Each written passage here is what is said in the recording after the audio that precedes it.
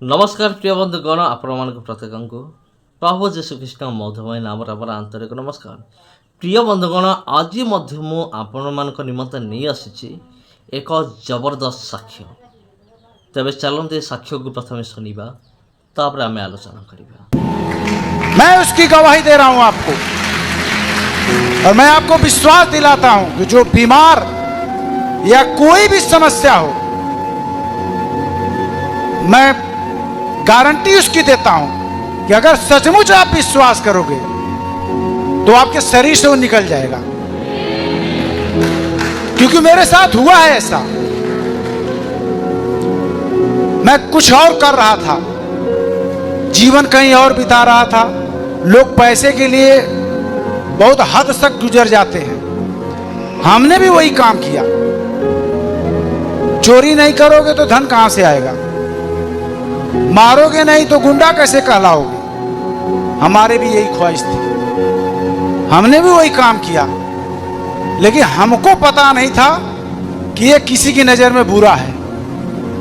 Hallelujah, hallelujah. यीशु मसीह ने कहा कि अपने मन को फिरा ले, लौट आ मेरे पास। लेकिन इससे पहले कोई कहने वाला नहीं था।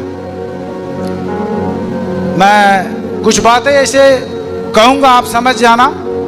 मैं अपने आप को बड़ा पुजारी समझता था, काफी भक्ति करता था मैं अपने जाने में, लेकिन धीरे धीरे मैं बीमार होने लगा। मैं अपने माता पिता का इकलौता पुत्र हूं, किसी चीज की घटी नहीं थी। और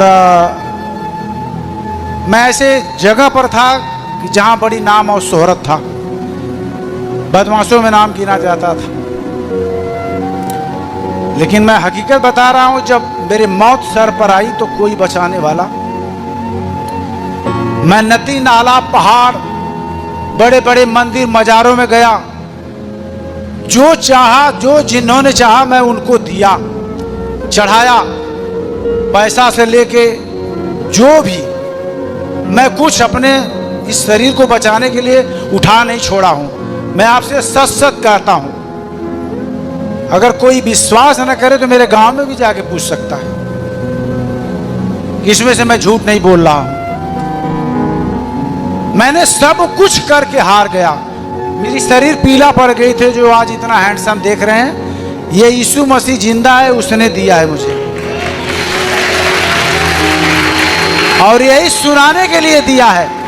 उसने कहा इस छोर से लेके उस छोर तक गवाह होंगे, तो मैं उसमें का गवाह हूं, मैं उसमें का गवाह हूं जिंदा। आज जो बोल रहा हूं ये उसकी दया है। मैं 12 लाख का दवा खाया हूं, 12 लाख का।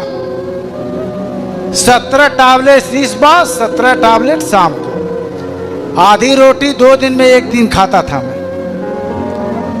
वो मेरी दशा हो गई थी, लेकिन मुझे पता नहीं था कि ये क्यों हो रहा है। सबको तो कर लिया, पुजारी भी बन लिया, पहाड़ों पर चला गया, बाबा को बुला लिया, ओझाई करवा लिया, सारे भूत को भी पकड़ लिया, लेकिन एक भी बाल टेढ़ा नहीं हुआ। और मेरा कदम मौत की तरफ। सबसे बड़ी बात कि मैं 9 महीना रात दिन मिलाकर सोया नहीं था, 9 महीने तक इसी तरह ताकता था मैं। रात को सब लोग सो जाते थे, मैं अपने बच्चों का मुंह देखकर ऐसे ही पूरी रात बीत जाता था। सुबह उठकर खेत की तरफ जाता था, इतनी घबराहट होती थी कि लगता था कि अब अभी प्राण निकल जाएगा। फिर घर आता था, बाजार जाता था, डॉक्टरों का नाम पूछता था। लोग बड़े बड़े डॉक्टरों का नाम बताते थे, मैं उनको जाकर दिखाता था, डॉक्टर साहब मेरी ये समस्या है। तो कोई ड्रग्स की गोली 125 कोई खाया होगा तो उसको मालूम होगा 125 ml कितना होता है। अगर 1 हफ्ता कंटिन्यू खा लो तो ये ब्रेन सुन्न हो जाएगा। मैं कई महीने तक वो खाया, कोई असर नहीं, आंख बंद ही नहीं होती थी। मैंने इतनी बुरी परिस्थिति में था, कोई सूझ नहीं रहा था, कोई रास्ता नहीं सूझ रहा था, न कोई पीर पैगंबर साधु महात्मा कोई काम आ रहा था मेरे। लेकिन एक व्यक्ति ये जो नाम है यीशु नाम, ये सच सच मैं कहता हूं कि ये धरती के ऊपर आकाश के नीचे सिर्फ एक ही नाम है जिससे पापी पाते हैं उद्धार। उस पापी में मैं एक पापी था, लेकिन मुझे ये पता नहीं था कि मैं पापी हूं। मैं बड़ा धर्मी समझता था अपने आप को। किसी ने बताया, मैं चर्च में जाकर जब बैठा देखा वहां क्या लिखा हुआ था, यीशु मसीह का एक वचन लिखा हुआ था। किसी ने मुझे कुछ बताया नहीं था। वहां लिखा हुआ था कि हे सब परिश्रम करने वालों, बोझ से दबे हुए लोगों, मेरे पास आओ, मैं तुम्हें विश्राम दूंगा। अरे मैं तो आराम खोज रहा हूं, किसी ने नहीं दिया। यहां लिखा हुआ कि मैं तुम्हें विश्राम दूंगा। कैसे विश्वास होगा कि तू मुझे विश्राम देगा? मैंने तो इतने लोगों को अपना माँ, अपना बाप, अपना पीर पैगंबर बना लिया, किसी ने साथ नहीं दिया। तू कह रहा है कि मेरे पास आ। मैं हकीकत बता रहा हूं आपसे सच सच कि मैं अपने पत्नी का, कहते हैं ना जब मौत सर पे मंडराती है तो किसी को अनुभव हो जाता है कि अबे मरने वाला है। मैं अपने पति का चेहरा रात को पत्नी का देखा, मैंने कहा अब इसको भी लगता है कि मैं मर जाऊंगा। इसलिए कह रही है कि कोई कुछ कह रहा है तो कह रही है कि चलो वहां चलते हैं। मैं उसका दिल रखने के लिए सच से बता रहा हूं कि चर्च में गया था कि मरने के बाद कहीं ये दोष न लगा दे कि मैंने एक बार कहा और उन्होंने कहा नहीं तो आज बच जाते। मैं वहां गया, पत्नी को दिखाया कि देखो लोग बैठे हुए हैं। मैं सही बता रहा हूं कि एक एक बातों पर ध्यान देना ये परमेश्वर का शब्द है। एक शब्द मैं बता रहा हूं ना, एक वचन आपको बचाने के लिए काफी है। उस पहाड़ों को ढाने के लिए एक वचन काफी है। जिस तरह वो वचन मेरे हृदय में आया, मैं बता रहा हूं विश्वास तो नहीं था कि ये मुझे बचाएगा। मैं वो दिन बिताकर घर चला गया। मैंने कहा चलो हो गया तुम्हारी वाली? बोले हाँ चलो हो गया। लेकिन 4-6 दिन के बाद फिर संडे आता है ना, तो किसी को चिंता होती है कि यार चर्च चलना है, यार कोई काम नहीं करना। लेकिन मुझे वो पता नहीं था। लेकिन मैं सही सच सच बताता हूं कि परमेश्वर ने कहा कि एक दूत है जो तुम्हारे पीछे चलता है। वह स्वर्ग से परमेश्वर की ओर से आता है। और जब रविवार आया, जब 9 बजा, तो कोई मेरे कान में कहता था कि आखिर में तू घूमेगा ही नहीं यहां वहां, चल चर्च में। मैं अपनी पत्नी को बोला चल नहा ले, एक बार फिर चलते हैं। मैं फिर गया उसके साथ। 4 बार वहां गया। एक मुर्दे व्यक्ति को सोए हुए देखा। उसके अंदर ब्राउन टीबी थी। जो हड्डी के अंदर मज्जा होती है वो खत्म हो जाती है, वो कीटाणु खा जाते हैं। उसके अंदर ताकत नहीं थी, ऐसे लेटा था, पेचिश से रेफर था वो। उसकी पत्नी बाहर रो रही थी। मैंने कहा देखो ये आंसू बहा रही है, वहां उसकी सांस निकलने वाली है। ये पागल है कि औरत है? वो मरने वाला लेके घर जाना चाहिए ना उसको। अपनी पत्नी को दिखाया, देखो यहाँ क्या है, यही तो है। बोले सर चलो ठीक है कोई बात नहीं। 5वें हफ्ते में जब मैं गया तो उस व्यक्ति को चलते हुए मैंने देखा।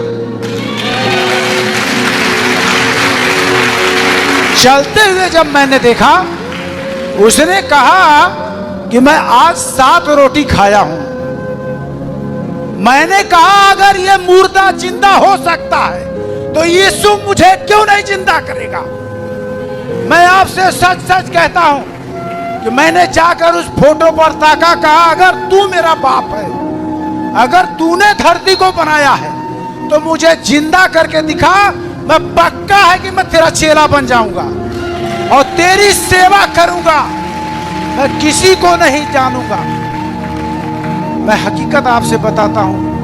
विश्वास, वो कहता है विश्वास कर तब तू मेरी महिमा को देखेगा। और पास्टर जी कहते हैं ना बाइबल डेली पढ़ना। मुझे पता नहीं था वो चीज लिखा हुआ था कि ये सब परिश्रम करने वाले बोझ, किस चीज का बोझ था मुझे भी नहीं पता। मेरा पाप जो मैंने गाली दिया, मैं दिन भर में 500 गाली देता था। बदमाशों का काम क्या है? गाली देना, मारना, लूटना। मैं वही काम करता था। मैं अपने आप को बड़ा धर्मी समझता था, दिन भर झूठ बोलता था। हाँ, किसी बहन बेटी के ऊपर गलत निगाहें डालता था। ये पाप नहीं है, ये पाप की श्रेणी में आता है, लेकिन मुझे पता नहीं था। जब मैं नया नियम पढ़ने लगा तो मैं हकीकत बता रहा हूं आपसे, जब उसको पढ़ता था कि व्यभिचार मत करना, बाइबल फेंक देता था। अरे इसमें ऐसे कैसे लिखा है? परमेश्वर ऐसे कहता है। फिर दूसरे दिन उठाता था, उसमें लिखा था चोरी मत करना। अरे हम तो रोज चोरी करते थे। मैं बता रहा हूं कि मैं धीरे धीरे वो चीज मेरे अंदर जाने लगी। मैंने जो चीज देखा है उसका मैं अनुभव आपको बताता हूं कि जब बाइबल आप पढ़ते हो ना, इसमें से किरण निकलती है, वो ताकत निकलती है जो आपके शरीर में जाती है, और वही है जो आपको चंगा करती है। और मैंने अपनी आंखों से उसे देखा है। फिर मेरा धीरे धीरे उसमें विश्वास जाने लगा कि यार, लगता है कि मैंने सब कुछ तो कर ही लिया है, तो इसको भी करके देख लेते हैं। पर यह पता नहीं था कि ये जाति धर्म से अलग है। बाद में मालूम हुआ। हमने कहा पहले जान तो बचाओ, फिर बाद में देखते हैं जो होगा। तो हमारे साथ हमारे गांव में बहुत लोग जाते थे, लोग धीरे धीरे छोड़ दिए, हम उसी में लिपटे रह गए। लिपटने का मतलब ये हुआ कि पास्टर जी बोलते हैं, पास्टर जी के ऐसा नहीं है, वो रोज जो बोलते हैं उसमें से एक चीज आप ग्रहण कर लो।